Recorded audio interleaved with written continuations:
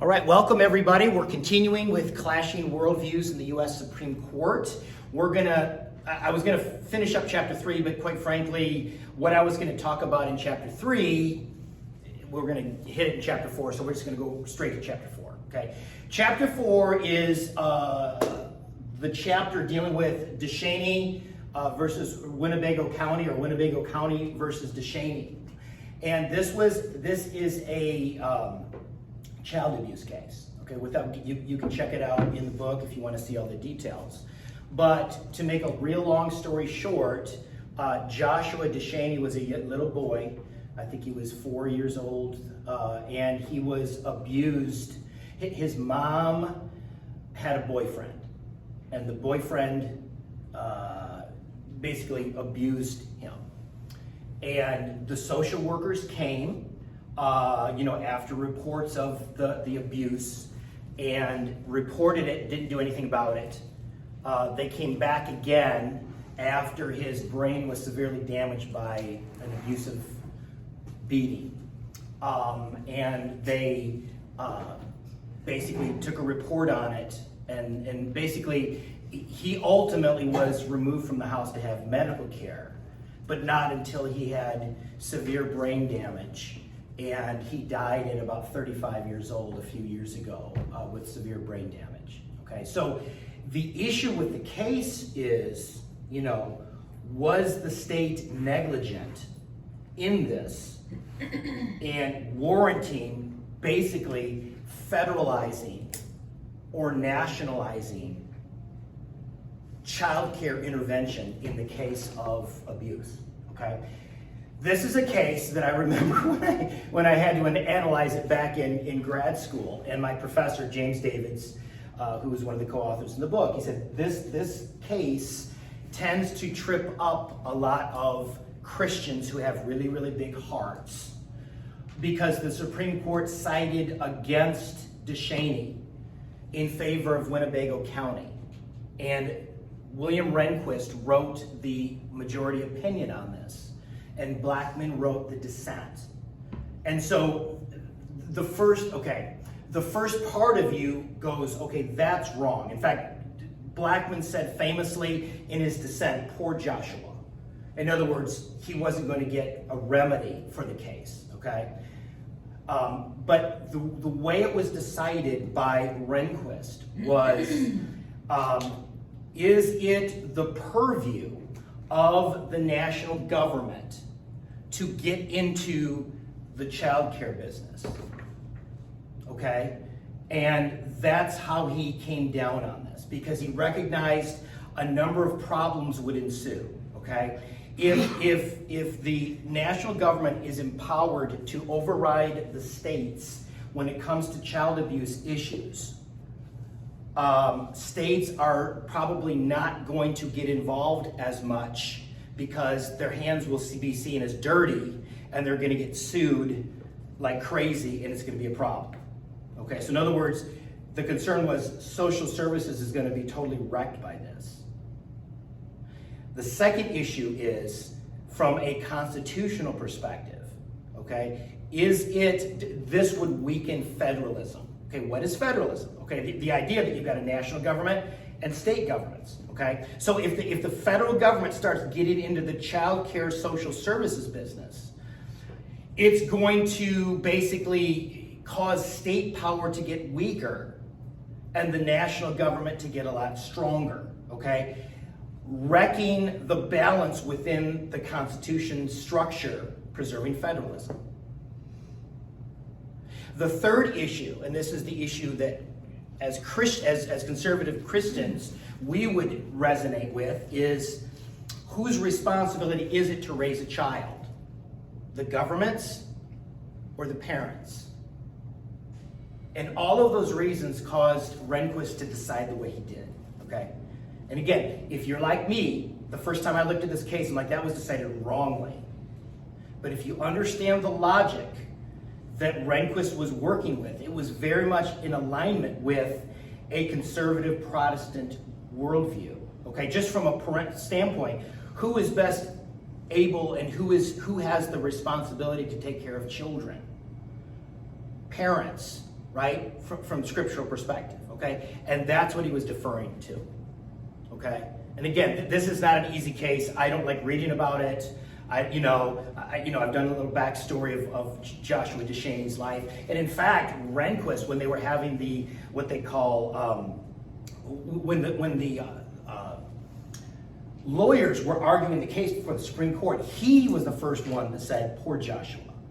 Because they're like, how do you deal with this thing? There's no easy way around it. Okay, so remember what we talked about last time, okay? Something that Rehnquist understood very clearly was federalism. You've got to preserve the structure of the Constitution. There's a national government. In fact, let me bring this up closer. If it'll help you see it a little bit here without obscuring the video. You've got federalism. You've got to preserve state, national, and local governments, okay? What is government? Remember Webster's dictionary? What's the most fundamental component of government? Self-government, self-control. What's the second level of government? The family. What's the third level of government? Churches, voluntary organizations. What's the top level of government, or at least the level of government that involves the state, and that is state government or civil government? The way the founders understood it, and the way Rehnquist understood it, okay, was the most fundamental part of government is local government. In other words, this stepfather was not engaging in self-control by abusing his child. That's on him. It's not the state's responsibility, it's on him. In other words, it's the responsibility of state governments to provide remedies through their legislatures to have strong criminal penalties on someone who abuses a child, so that they won't do it. I think he got a few years. Okay. Since then, this was the Wisconsin case. The Wisconsin enacted new statutes that I think it's now 15, 20, 25 years. Okay. So Rehnquist was deferring to that and the idea of self-government. And then again, we talked about sphere sovereignty. What's sovereignty? Sovereignty is authority.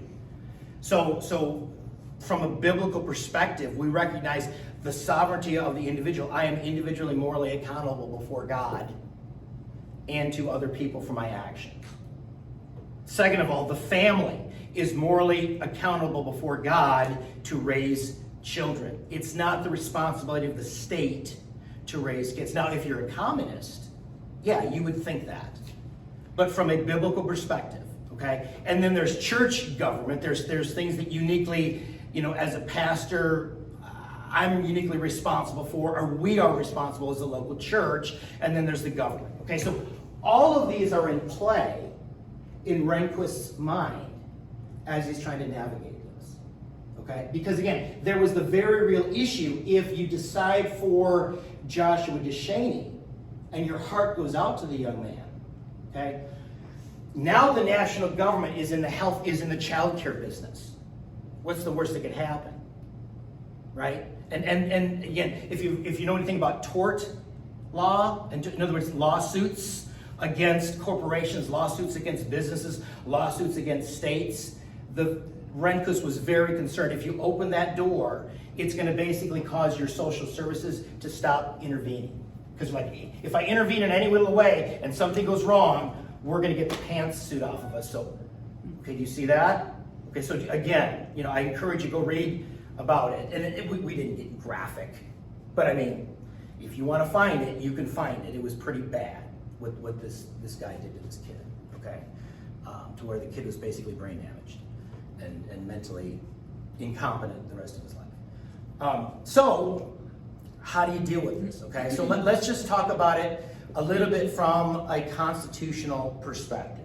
Okay, what we'll get into is, and at issue in this case is it was a due process clause case. The 14th Amendment.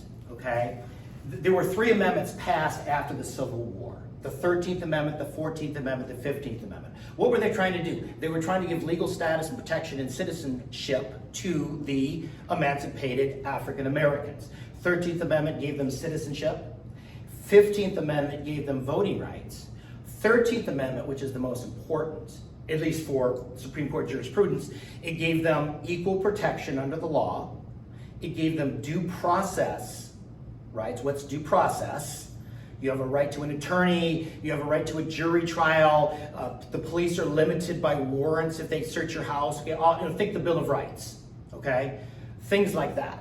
And they have privileges and immunities, okay? So the purpose of the 14th Amendment was written to give the freely emancipated slaves equal protection under the law, due process, and privileges and immunities they did not enjoy before, okay? Social equality was not on the table in 1868 when this was written. It was barely on the table 100 years later in 1968. They were trying to give legal equality to the freely emancipated slaves. They weren't trying to give social equality, which is all the rage today, to them. In other words, the way that the founders set up our system and this amendment was created was, let's give them a legal equal playing field and then let things work out within culture as the years went by. Now, you got Jim Crow laws, you got lynchings, you got, you got human sinful nature kicking in, okay? Why is this important to understand? Because from Rehnquist's perspective, okay, if you've read chapter 3, a really influential professor in his life was a guy by the name of Charles Fairman at Stanford, okay, who wrote in the Stanford Law Review journal, and another author wrote along with him that said, the 14th Amendment is specifically written for the freely emancipated slaves.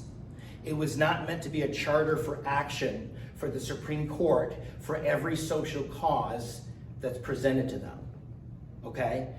What the Supreme Court was doing since the 1920s, and then this has been going on for 25 years by the time Rehnquist gets into the law school, is something called total incorporation. They start incorporating, because in fact, let me just do this.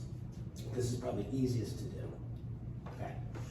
Let me just read it, okay? So the 14th Amendment, at least the most important section of it, says this: no persons born or naturalized in the United States and subject to the jurisdiction thereof are citizens of the United States and of the state wherein they reside. Actually, it should be all persons. I don't know why it says no person, sorry. I'm gonna fix that real quick, y'all. It should be all persons. Wow. Sorry, I'm gonna fix it on the fly because I'm a stickler for detail and I'm not sure why. Sorry, everybody. So all persons born and naturalized in the United States and subject to the jurisdiction thereof, they're citizens of the United States and of the states wherein they reside. No state shall make or enforce any law which abridges the privileges or immunities of citizens, nor deprive any person of life, liberty, or property without due process of law, nor deny any person within its jurisdiction equal protection of the laws. Those are those three clauses that are really important. Privileges and immunities, due process, equal protection. It says no state shall, okay? Why is that significant? This is, besides probably the First Amendment, this is the most significant amendment in our U.S. Constitution because it's used all the time in court situations because it is going like this to the states. States, you can't discriminate against black people. States, you cannot prevent them, deny them due process under the law. States, you cannot, okay? Prior to this, okay, state governments could do whatever they wanted to, okay? Because it says, again, forgive me, we're gonna get a little constitutional today, okay? So just bear with me here. This is a lot of constitutional law here. The First Amendment says, Congress shall make no law respecting the establishment of religion nor prohibiting the free exercise thereof. Congress shall not do that. What is Congress? Congress is the national government. States could. States, in other words, states, the national government cannot have a national church. There cannot be national orthodoxy. Whether it's Protestantism, Catholicism, Islam, Judaism, or the sexual orthodoxy, for that matter. Hint, hint, hint. Okay, the national government cannot mandate how you're supposed to believe and think in your conscience. It cannot get into your conscience. Okay. However, okay, states could.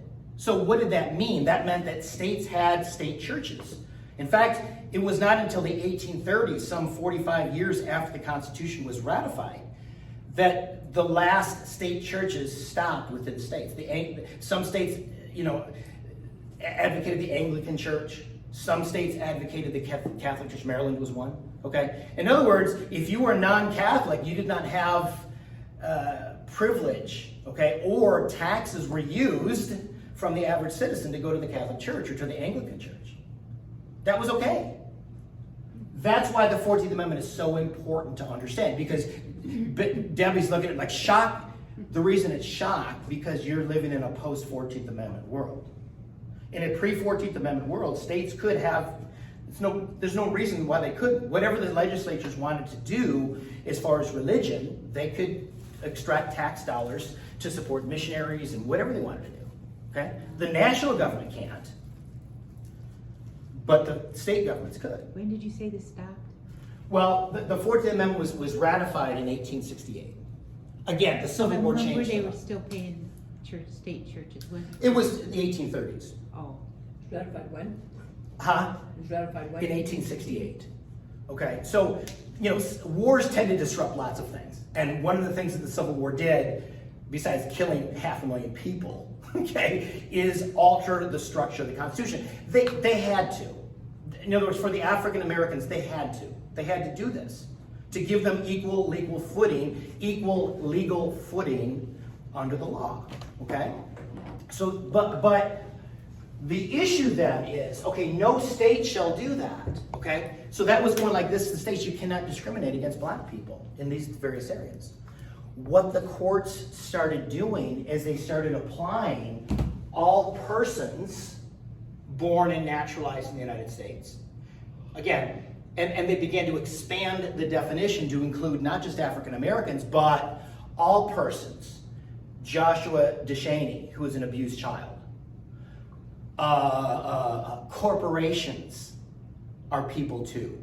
Do people work in corporations? Yes. Then corporations have free speech rights, okay? If you know anything about the 2010 case that basically said that unlimited amounts of donations can come in from corporations to candidates. It's called the Citizens United case. In other words, what the court started doing is interpreting the 14th Amendment broadly and not narrowly based on what it was written. Do you read the Bible and interpret it narrowly based on what it meant when it was first written and then apply it to your life? Or do you read the Bible and make it mean whatever you want it to mean to justify your lifestyle or your current feelings or preferences in the moment? Okay? That's the difference here. And the way Rehnquist understood it as a conservative Protestant is courts, Supreme Court justices cannot start tinkering with this and expand the definition of persons to include homosexual persons, transgender persons, perhaps the right of a woman to abort a baby. Okay, all of that has been justified by interpreting the 14th Amendment broadly to take this all persons and expand it to a pregnant mother, a homosexual, a corporation. It's called Citizens United was the case. I couldn't think of it in 2010.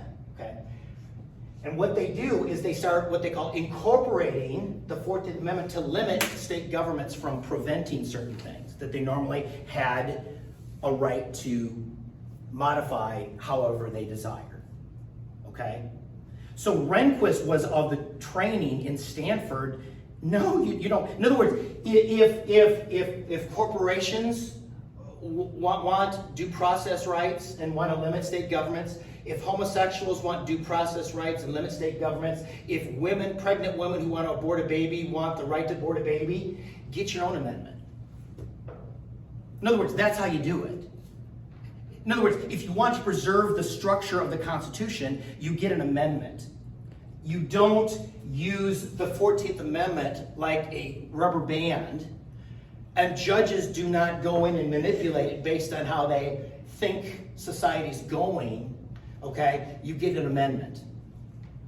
Now, is an amendment a lot harder? Sure it is. You have to have, 2/3 of both houses of Congress, and you have to have 3/4 of the states? Yeah, But what does it ensure? It ensures consensus. It ensures that the majority of the American people want this. And it's not something done by 9 platonic guardians on high who make a decision for the people based on how they think the people should be ruled. And this drove Rehnquist crazy.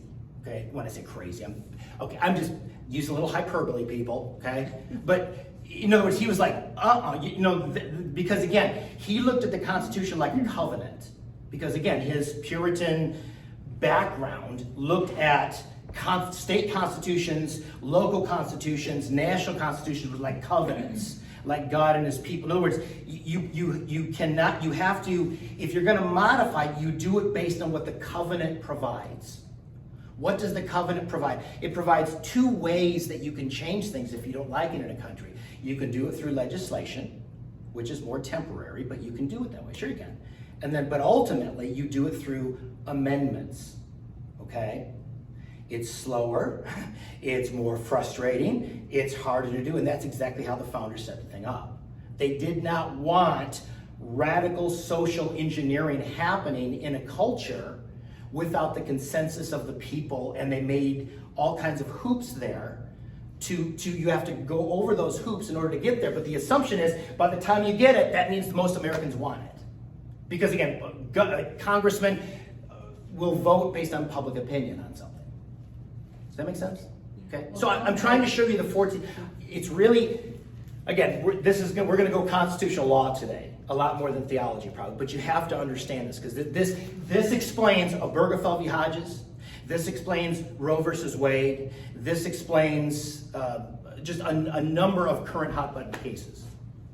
If you understand what I just said. Yes? How then if it needed to get through 2/3, how then did, and unless it did, the legalizing same-sex marriage and legalizing some of the things that are now in place with the transgender and the sexual movement? They didn't. They don't have an amendment. So they have they have by judicial fiat, by 5 unelected judges, made a decision that affects 330 million people without consensus. Because of what I just said, because of this shift in how the court interprets the 14th Amendment. That's why I get so upset about it. Well, okay, because again, it's subverting the structure of the Constitution. It is. It's not, because I tell my classes this, because I got students that are very pro-LGBT everything. And I said, hey, regardless of what you think about LGBT rights, let me tell you a little bit about constitutional law and show you what happens. Because what happens is you are radically changing the structure of the Constitution.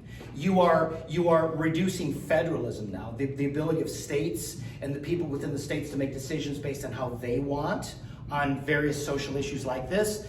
Can't do it anymore.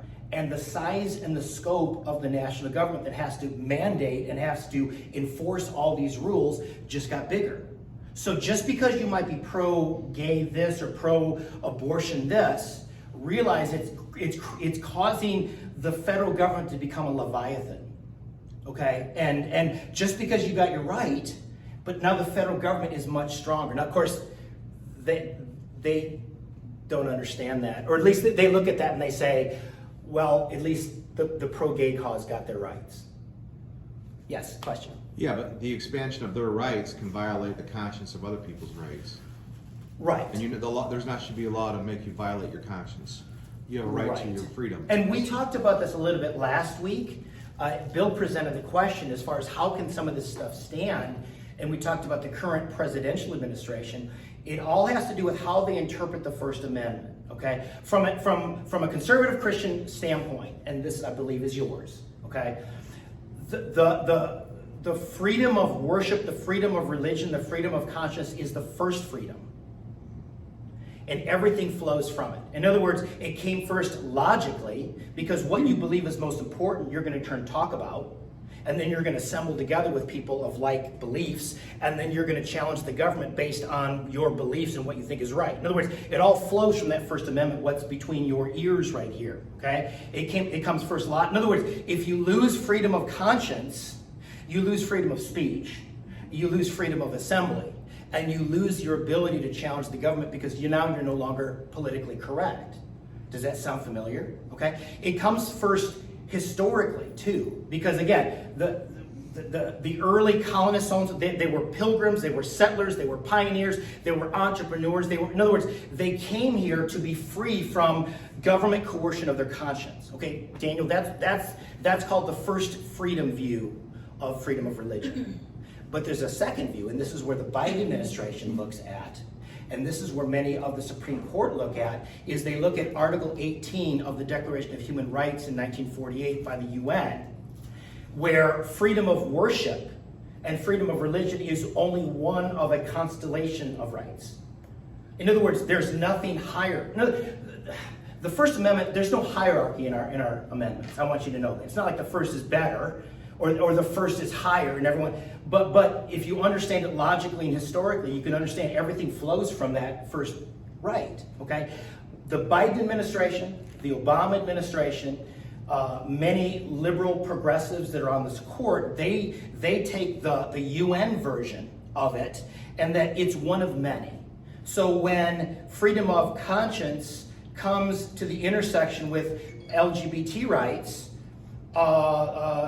freedom of worship rights are they're no more significant than any other, so we may as well let this other group, based on the dignity of the human being, go through, and your religious conscience rights must wait for them.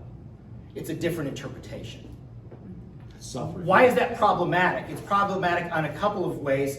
First of all, because I think it's a failure to understand how important the First Amendment, freedom of religion, was historically to us in the way it was set up. But second of all, if you're an elected official, where is your first duty? To the Constitution or to the UN Declaration of Rights?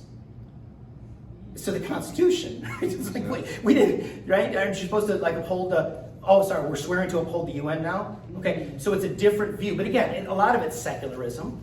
This idea that I don't value God, I'm not even a Christian, many of them. So I don't see your religious liberty rights as anything more significant than any others. Well, this calls. Get in line. Hey, Daniel, get in line. Well, no, this calls for us to be vocal about it. This is not a time to be quiet.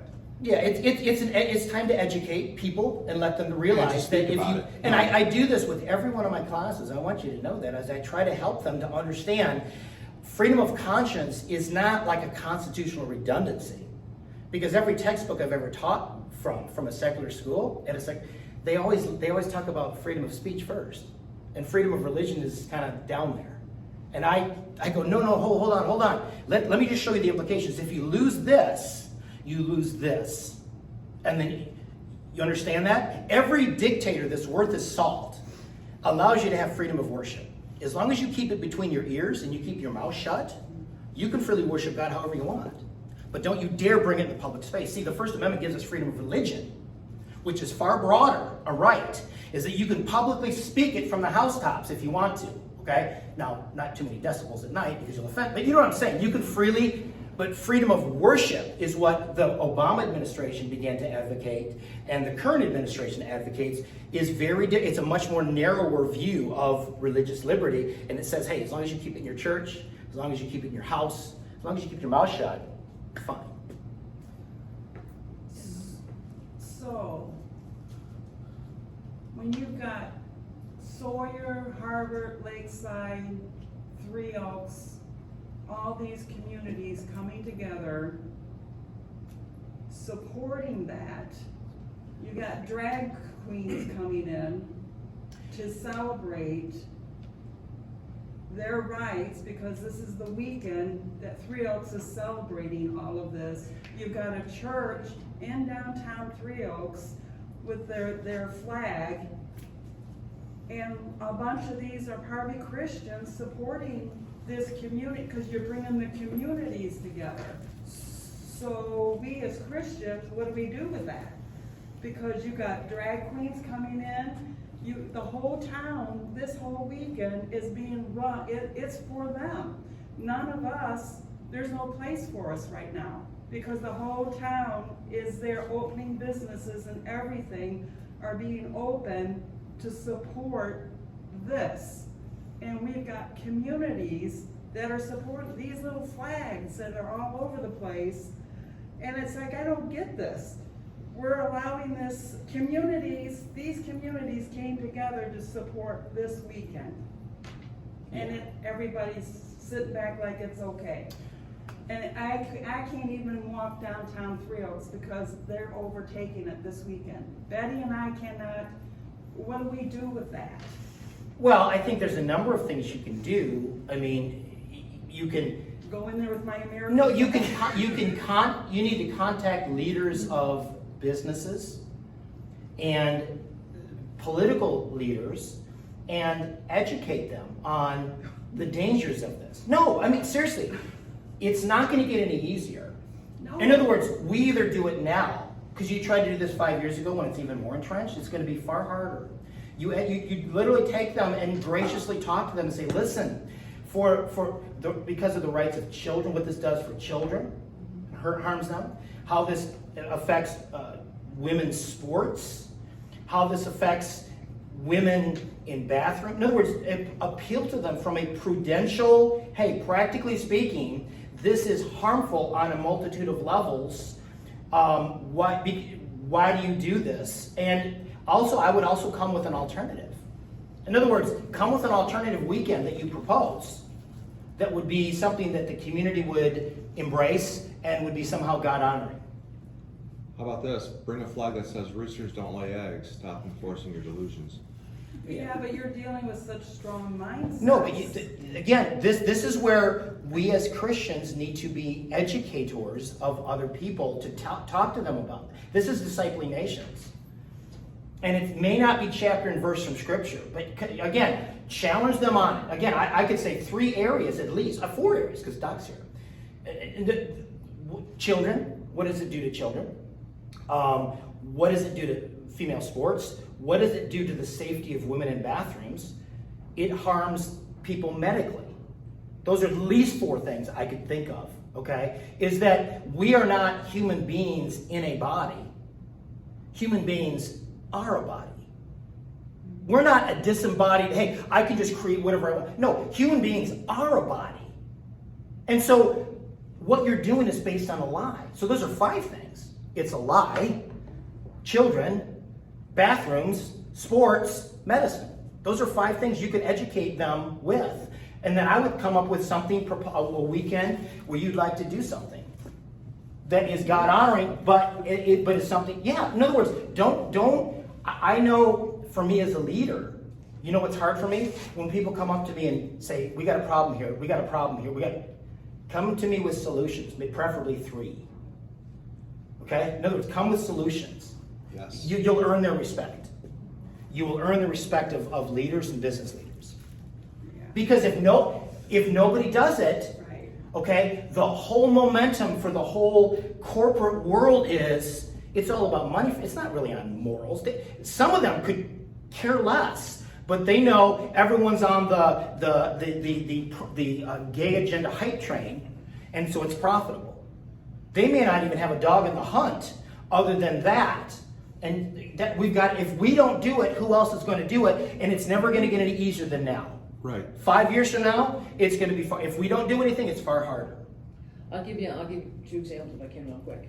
So several months ago when BLM was going to have and they fought hard to have the mural painted in St. Joe, I was on the commissioner meetings every single week, and I was heard loud and clear. But finally I said, you know what, rather than creating a mural in St. Joe, which St. Joe residents do not want, okay, down, across the stadium from the high school, rather than that, and in creating more division, why don't we celebrate and do something, a creative mural regarding us? I mean, we've got great artists, and every single year we see that down on the bluff with the chalk on the block. So come together with a mural that would create our commonalities and would unify us as opposed to further divide us.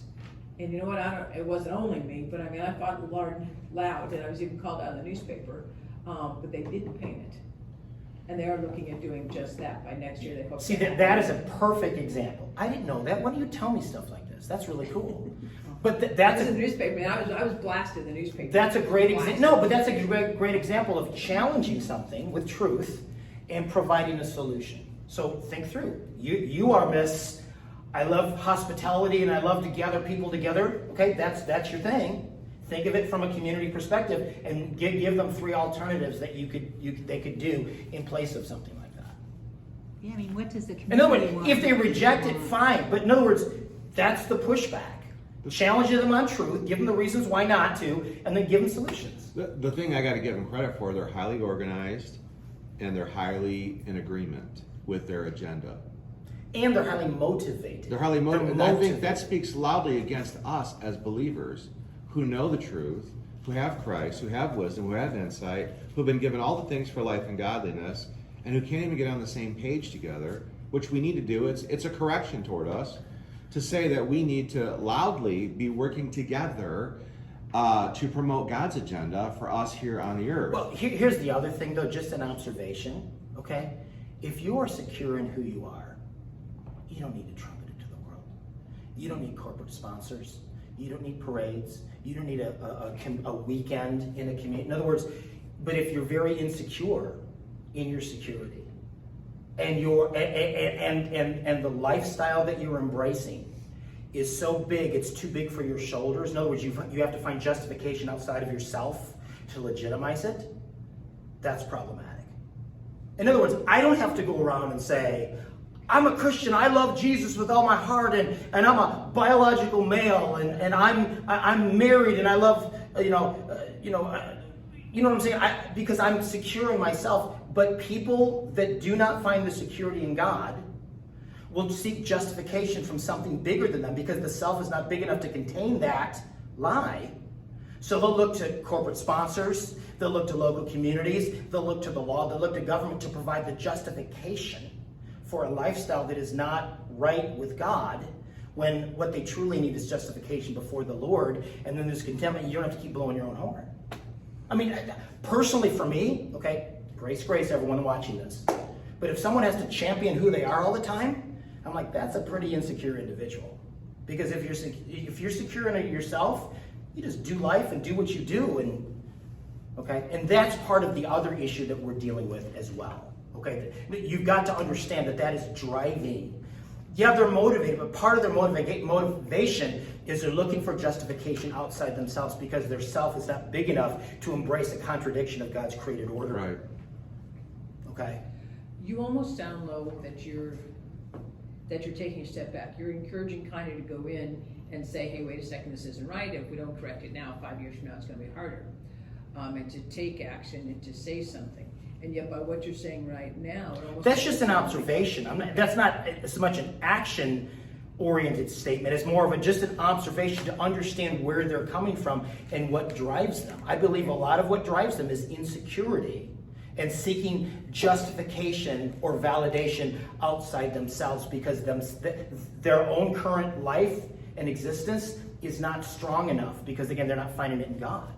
Because I think now is the time to speak up. Now is the time. Yeah, don't misinterpret what I just said. I'm just trying to give you an understanding of why they do what they do. That is not lessening the fact that when we can and where we can. Well, what drives them is Satan. Well, yes. What drives them is Satan. What drives us is the Holy Spirit.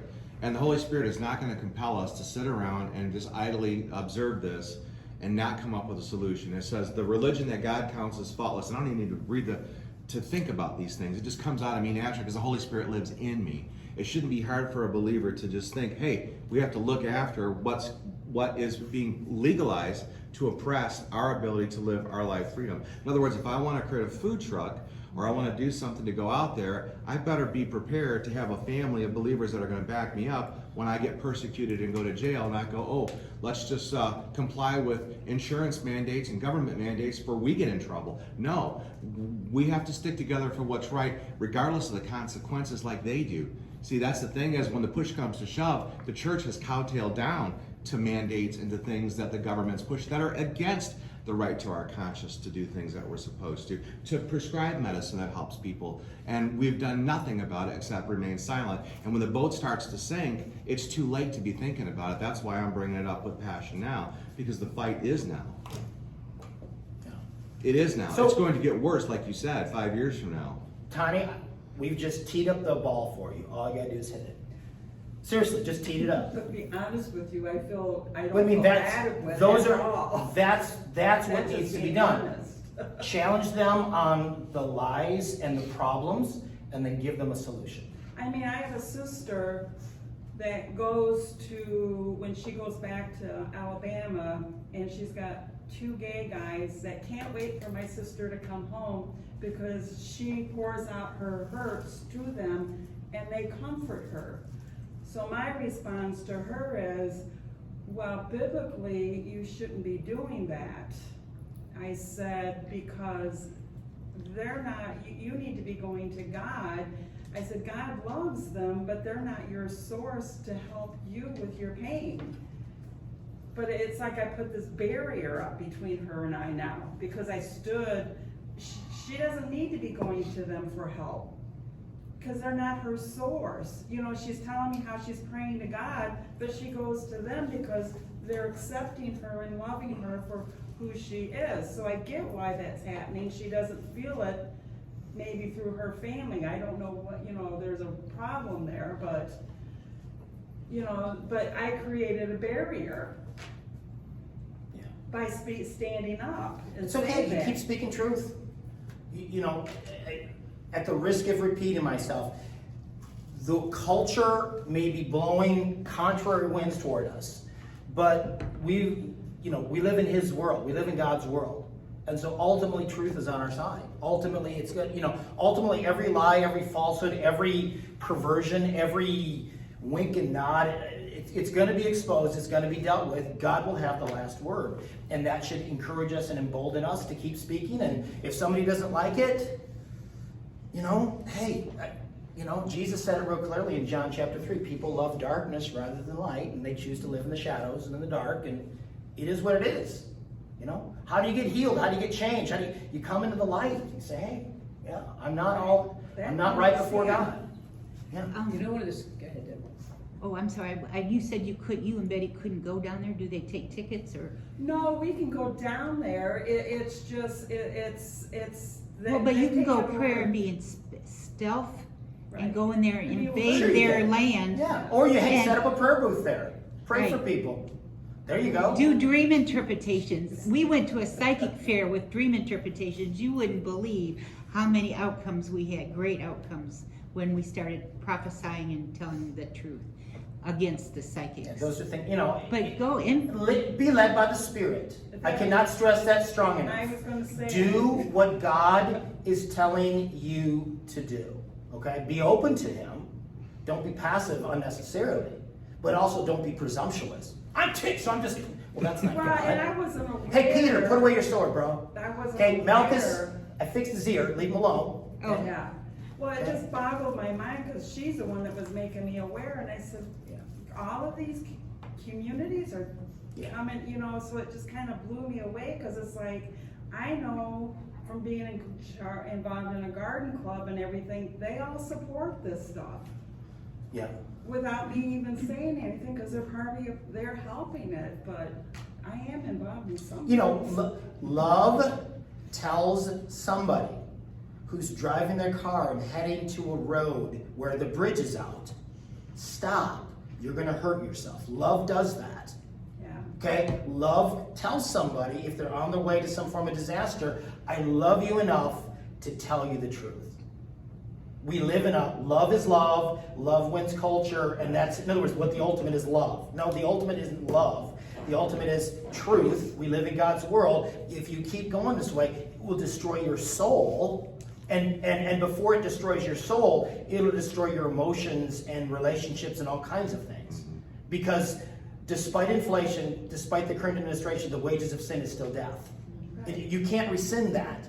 You cannot, by government fiat, say that doesn't. It's going to happen to them. So love says, I care for you enough, I'm going to speak truth to you, even if you get mad at me.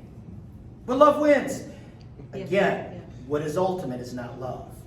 You know what's ultimately scariest, and I keep thinking about this, when I was overseas, one of the countries that I was in that was communistic. We were up way in the mountains, we're like nobody ever gets there. And as I was ministering to this lady, I asked her if she believed in God. never forget that she said, I don't remember what I think. I have been forbidden to think about God for so long, I don't remember if I believe. Wow. And it's like, wait a second, you've been forbidden to think? Take away my rights, tell me I can't do this, but my thoughts? And that's what she said, I've been forbidden to think about God for so long, I don't remember what I believe. Yeah. You know, take away your conscious, take away the right of consciousness, and that's what you have. And this lady said, I don't remember what I believe because I've been forbidden to think. Well, that's because we have to be willing to pay the price for being able to think. And there's a consequence. Jesus said, if they persecuted me, they're going to persecute you. Yeah. So if you're not willing to pay the price, there's a list called cowards that end up in hell, just like perverts, just like liars, just like murderers. It's right in the top 5. We have to be able to speak from the Holy Spirit, regardless of consequence. Period. End of story. Yeah. All right, let's get back at it, shall we? Okay, so by contrast, Blackmun. Okay, Rehnquist looked at human nature as sinful, and so he already had he maintained, he was not comfortable giving sinful humanity more power through the Supreme Court. Blackmun, by contrast, humans are basically good. Okay, that was his progressive Protestant worldview. So he had no problem looking at, okay, the federal government needs to step in and provide the remedy for poor Joshua Deshaney. So he would have had no problem, in fact, in his dissent, nationalizing the national government to begin to step in social services areas when there was an abusive situation. Okay, let me just be real clear. There is no easy fix with this. That's why it's at the Supreme Court level. If it was an easy fix, it would have never gotten there. Okay, so there's no, either choice is like, okay, pick the best of really terrible options here. Okay, did it fix Joshua? No, it didn't. But they tried to find, and Rehnquist again deferred to, federalism. Okay, government in the sense that it's responsible. Individuals have the moral responsibility for their choices. Government's not the solution for everything. And then again, sphere sovereignty. If the government begins to step in to the family, we got big problems here. So he did not want to do that, okay? I'm just going to skip over just a lot of this stuff because I already kind of talked about it.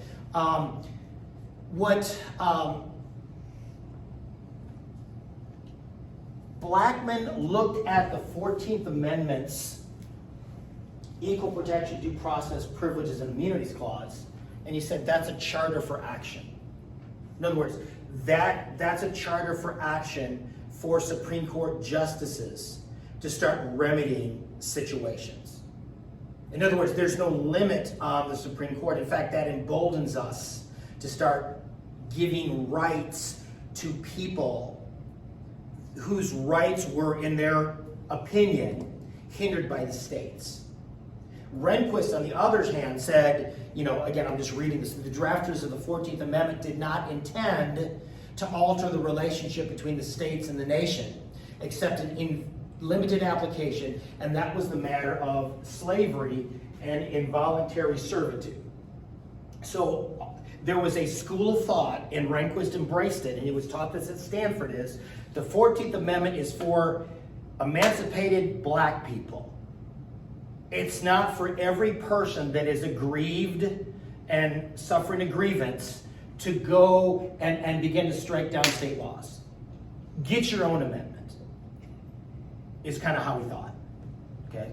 If you've ever seen Napoleon Dynamite, get your own. Okay? That same idea. Daniel's grinning because he's probably seen it. Okay? So much to Rehnquist's dismay, the court began to incorporate the Bill of Rights into the 14th Amendment. Okay? That's this idea of incorporation. Okay? Where suddenly, through the loophole of the 14th Amendment's due process and equal protection clause, they start pulling all of the Bill of Rights, the First Amendment, the Second Amendment, the Fourth Amendment, the Fifth Amendment, the Sixth Amendment, through that, and now saying all of that applies to the states. Remember, prior to 1868, the Bill of Rights did not apply to the states. Okay, it applied to limiting the federal government. They gave great latitude to the states to basically do what they wanted, okay? And so what started happening is this concept of selective incorporation, incorporating the Bill of Rights and beginning to limit state governments in all kinds of areas, okay? The Miranda warning is a great example of incorporation rights. You have the right to remain silent, okay? That was meant to apply to the federal government officials trying to take away your liberty, not to local policemen, okay? In other words, there's a lot of things that came through that most of us know and accept and probably love, and don't realize that it came at the expense of federalism and weakened the structure of the Constitution. Okay? So, in other words, on one hand, we can get all excited, yeah, that you know, with homosexuality and all these things, that's just wrong. Well, there's other things that I'm sure there's not a lot of us that would want the Miranda warning taken away. And I'm sure, you know, the illegal searches and seizures in your home, okay? That was meant to limit the federal government, not local police. Local police could freely search your house and do whatever. Okay, I hope you understand that. In other words, what's good for the goose is good for the gander. You have to realize it applies to both sides here, okay? And Rehnquist thought, no, because when you start doing that, as much as, you know, is police brutality wrong? Yeah, it is. Should they be Mirandized? Probably should. Should you have a warrant to shot? Yeah, okay. But Rehnquist would say that needs to be dealt with at the state level. The Supreme Court is not supposed to straitjacket all of the states with a one-size-fit-all policy, because again, that weakens the ability of states to decide for themselves. So again, there are some things that you would say, yeah, that's right, police can't search my house. That's from the incorporation doctrine.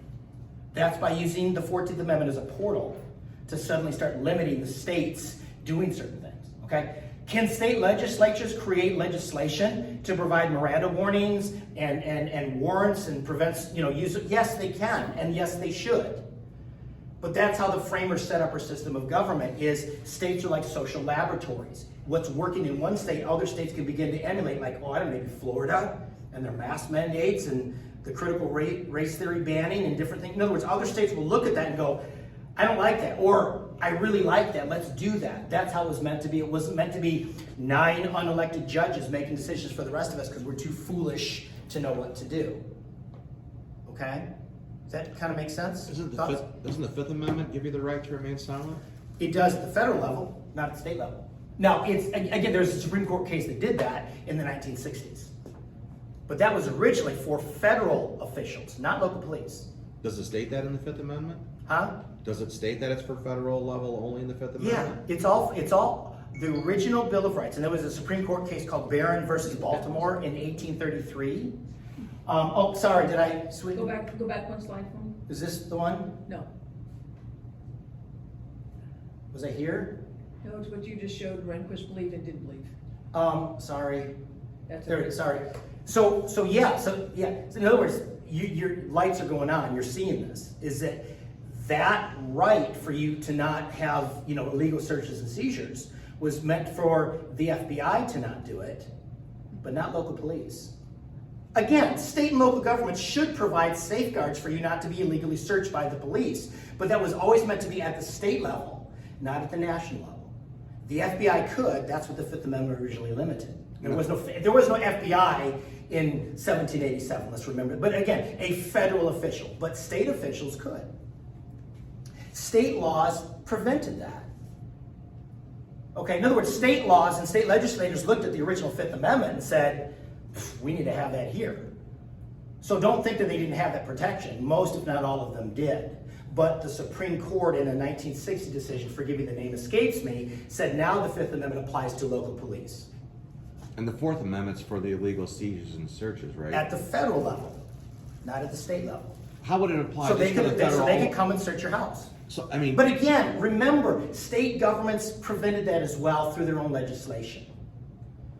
I'm trying to show you how the 14th Amendment shifted a lot of things. Some things that many of us would think are really, really good came out of it. But some things that we think are really, really bad came out of it as well.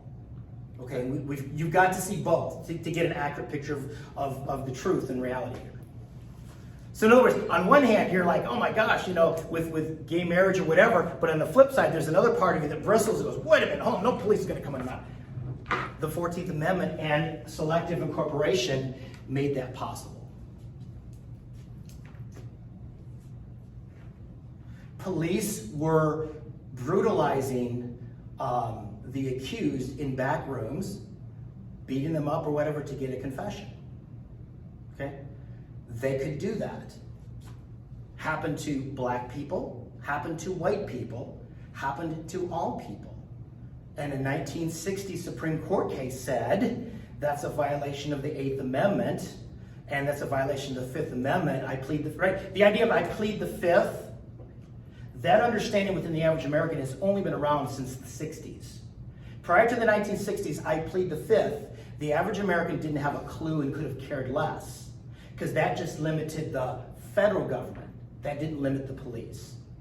Okay, so again, you've got to take the good with the bad with the 14th Amendment and selective incorporation. And Rehnquist was, and you have to realize in the 1960s, all kinds of Supreme Court cases gave all kinds of rights to the accused, to criminals that had never been given before, because it had a very progressive, liberal Supreme Court justice named Earl Warren. But I have a question. So you say this applies only on the federal level in its original intent. It is, yes. But weren't those rights designed to protect the individual, not From the federal government, not from state governments. Wouldn't that be an all-purposing, Nope. encompassing amendment for, like if it's an illegal search and seizure, it's at any level, whether Nope. it's federal or state? Nope. Again, that's why you have to understand. Because that is the highest law of the land that states But have it to. limited the federal government, not the states. James Madison said this in Federalist 46. The powers of the national government are few and defined. The power of the state governments are numerous and indefinite. I have a question. So they had a lot of power. This is where the question comes in. I Yeah. didn't word it properly.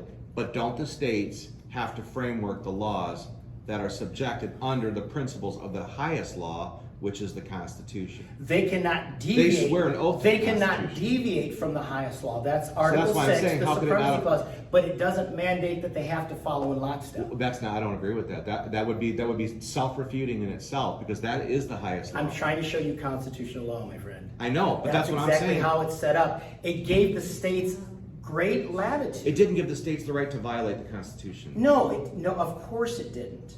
But it also did not mandate that the state governments follow in lockstep with the first 10 amendments to the Bill of Rights. It gave them latitude through their elected representatives. But let me qualify it by saying this. Let me qualify it.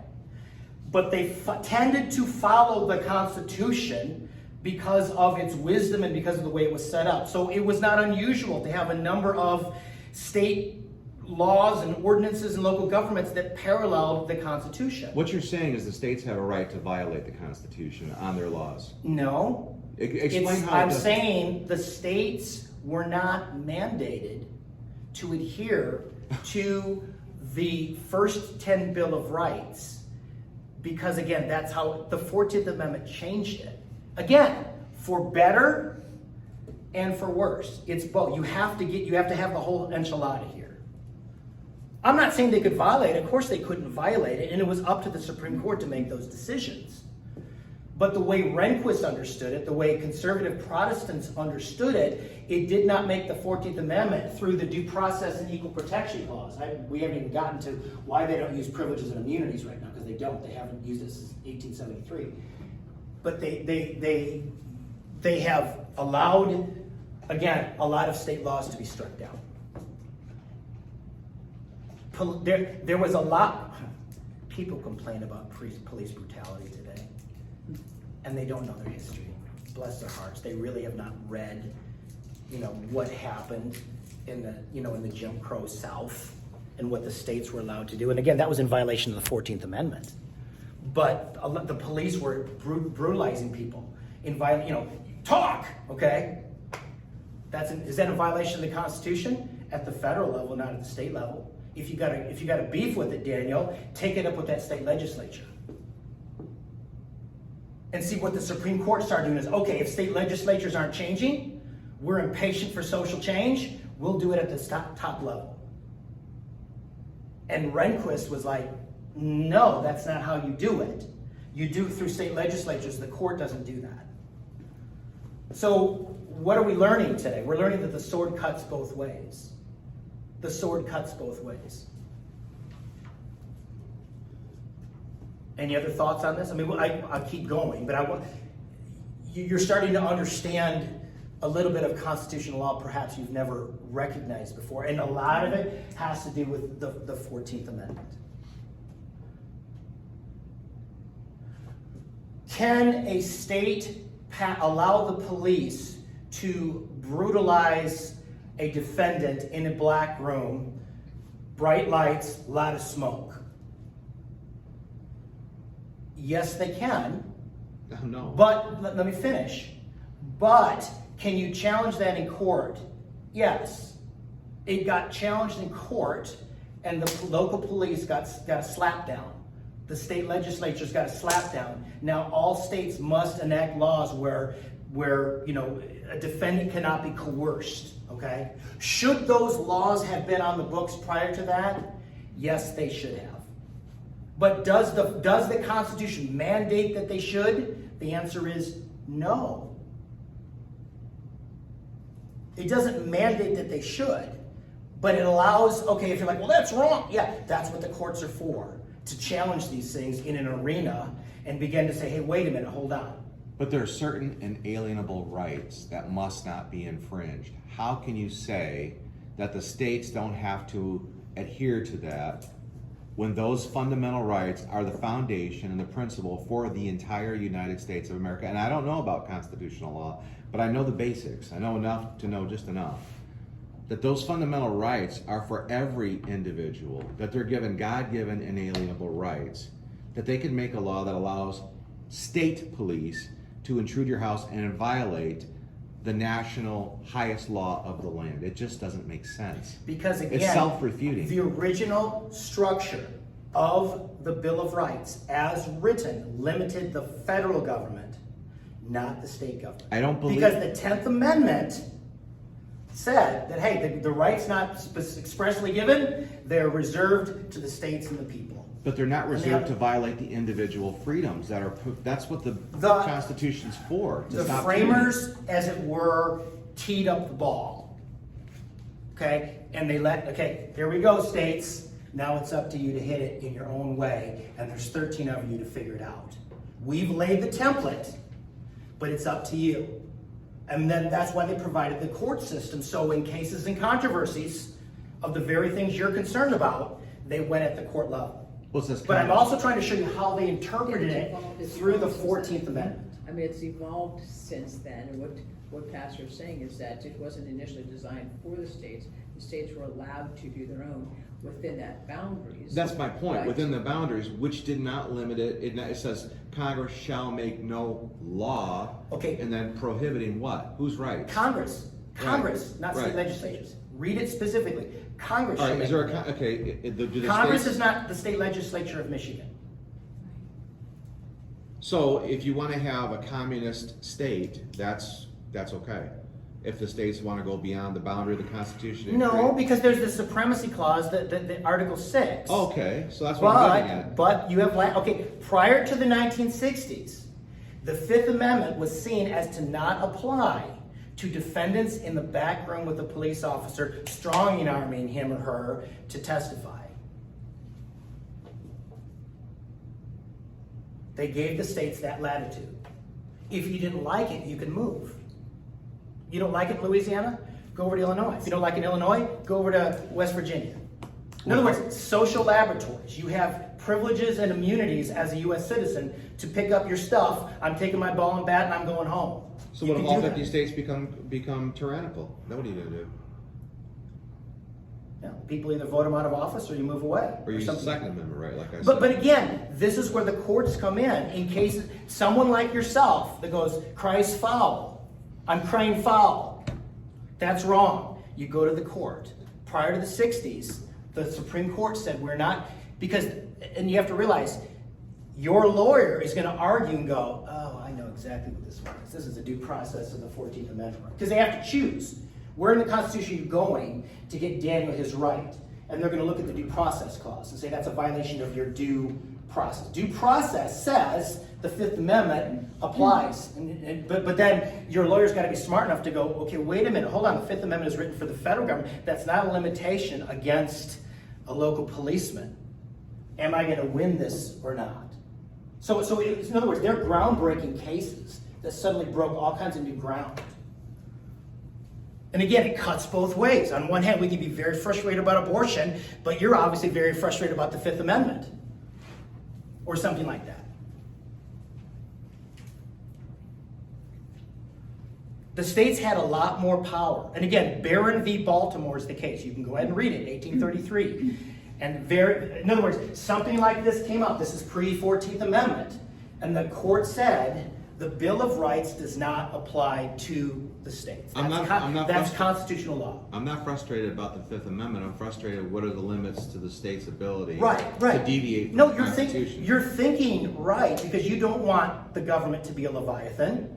You want limitations on the power of the state to take, But again, that's what's called the American experiment. That's there has to be a cohesive following of law. You can't limit it to the federal level. The federal level should limit the states to the bounds of the Constitution. It wouldn't make sense to have a Constitution. Again. Wait a second.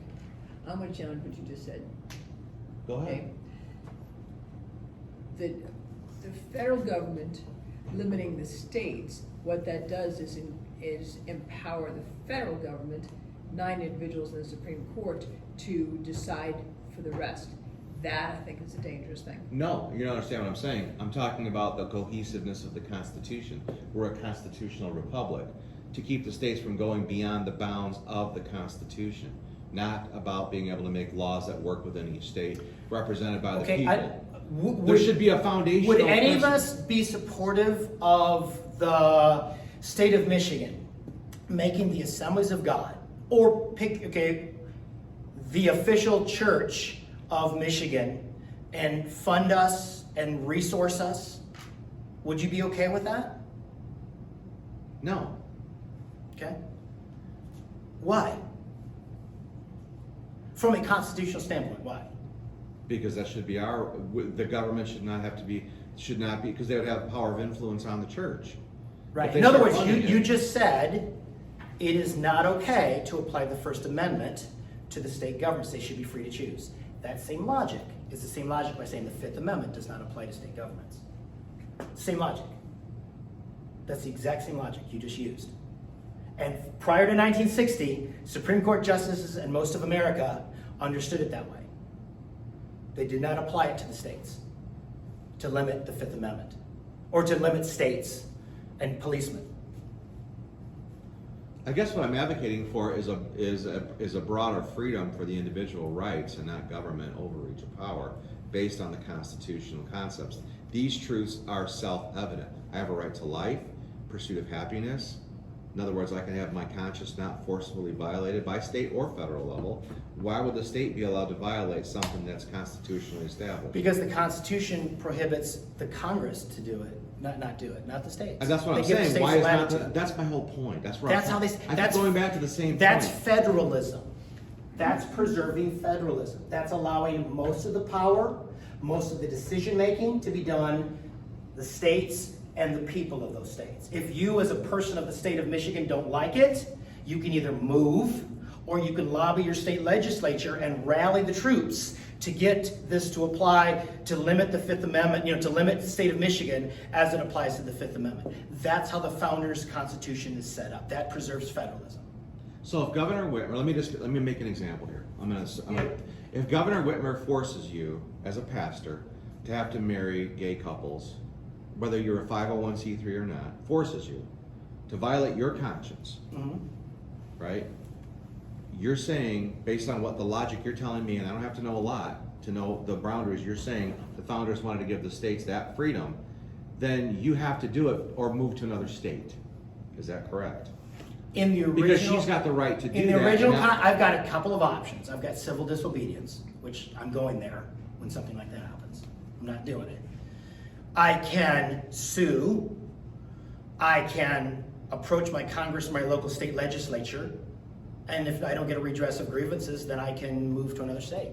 Yeah. So you're forced to bake the Something cake. most Americans don't get the concept of is a social America was set up as a social laboratory. You don't like it? Good. In other words, and if you read the last chapter of the book, that's exactly the argument we say. What we could perhaps see, we just had a vision for the future, you know, and this idea that, hey, we could see certain portions of the America becoming more conservative and even more liberal because people are just like, I'm out of Michigan, I'm going here.